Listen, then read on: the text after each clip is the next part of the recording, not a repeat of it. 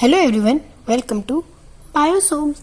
आज हम बात करने वाले हैं कि एसिडिटी होने पर हेडेक क्यों होता है, हमारा सिर दर्द जब हमें एसिडिटी होती है। अब एसिडिटी तो पेट से रिलेटेड समस्या है, तो फिर सिर दर्द क्यों? तो चलिए आज इसी के बारे में हम जानते हैं।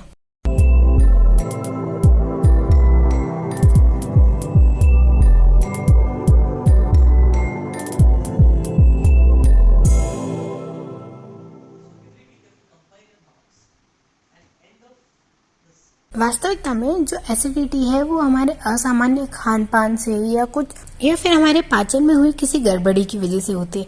वास्तविकता तो ये है कि एसिडिटी जब होती है जब हमारे पेट में जो खाना जो डाइजेस्ट होने वाला होता है वो डाइजेस्ट ना होकर वापस हमारे फूड पाइप से वापस एसिड रिफ्लक्स होकर वापस हमारे बॉडी में रिटर्न आने लगता है, जिससे हमें वॉमिटिंग जैसा फील होना या फिर हमारे स्टमक में जलन होना या फिर हमारे सीने में जलन होना, ऐसे सारे सिम्टम्स दिखाई देते हैं। साथ साथ जब ये समस्या बढ़ जाती है तो हमें हेडेक भी होता है, जिससे हम बोलते हैं कि एसिडिटी हमारे सिर में पहुंच गई है। तो ऐसा क्यों होता है, क्या कारण होता है कि एसिडिटी हमारे सिर तक चली जाती है?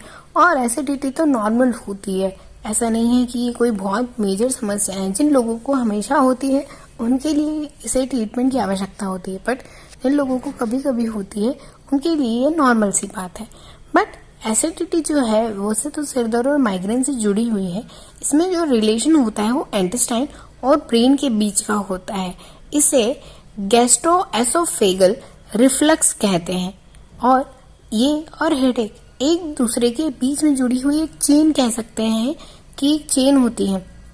जब एसिड रिफ्लक्स होता है तो हमारे स्टमक में बना जो एसिड है वो वापस चला जाता है। मतलब इसके बाद जो होता है उसका जो रेगुलेशन होता है वो अपोजिट डायरेक्शन में, जैसे एसिड को हमारी बॉडी में डाइजेशन का काम करना होता है, बट वो डाइजेशन ना करके वो ऊपर की ओर बढ़ने लगता है। ऊपर की ओर यानी कि हम बात करें कि लिवर से माउथ की ओर बढ़ने लगता है, जिससे हमारा जो स्टमक है वो चीजों को डाइजेस्ट नहीं करता और उसे बाहर निकालने के लिए कोशिश करता है। ये कुछ टाइम के लिए भी होता है, कुछ सेकंड्स के लिए भी होता है, या फिर कहा जाए तो ये लंबा भी चलता है। जब हम कोई ऐसा कोक या सोडा या ऐसे कोई चीज लेते हैं जिससे इनो जो मेनली हम कहते हैं ऐसे लेते हैं, तो उससे क्या होता है जो CO2 होती है वो हमारी बॉडी की रिलीज हो जाती है, जिसकी वजह से जो हमारे स्टमक में रिफ्लेक्स हुआ है एसिड रिफ्लेक्स वो रिप्रेस हो जाता है। और या तो ब्लेच के फॉर्म में या डकार के फॉर्म में या वॉमिट के फॉर्म में हमारी बॉडी में जो एसिडिटी की वजह से फूड रुका हुआ था वो बाहर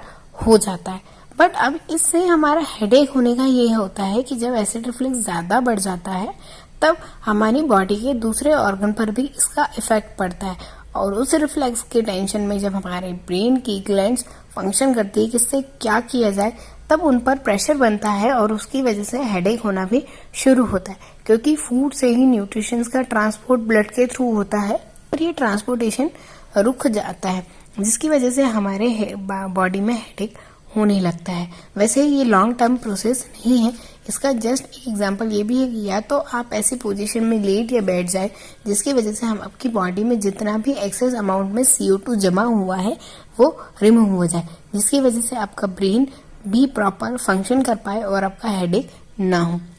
वैसे तो ये मेनली कोई डिसऑर्डर नहीं है कि एसिडिटी ब्रेन में हो जाती है, आप इसमें मेडिसिन या पेन किलर ले सकते हैं, बट उस टाइम में ऐसी चीजों का उपयोग ज्यादा करें जो डाइजेशन में हेल्प करते हैं, जिससे आपका हेडेक भी रुक जाए। और एक एक्सरसाइज भी होती है जिससे आप अपने हेड मसाज से भी इस एसिडिटी को रिलीज कर लेते हैं। वैसे एसिडिटी गैसियस फॉर्म में ब्रेन तक भी पहुंच जाती है, इसीलिए भी हेडेक होता है। ये कोई सीवियर कंडीशन नहीं है। आई होप कि ये लेक्चर आपको अच्छा लगा होगा, तो प्लीज वीडियो को लाइक कीजिए, शेयर कीजिए और चैनल को सब्सक्राइब कीजिए। Thanks for watching.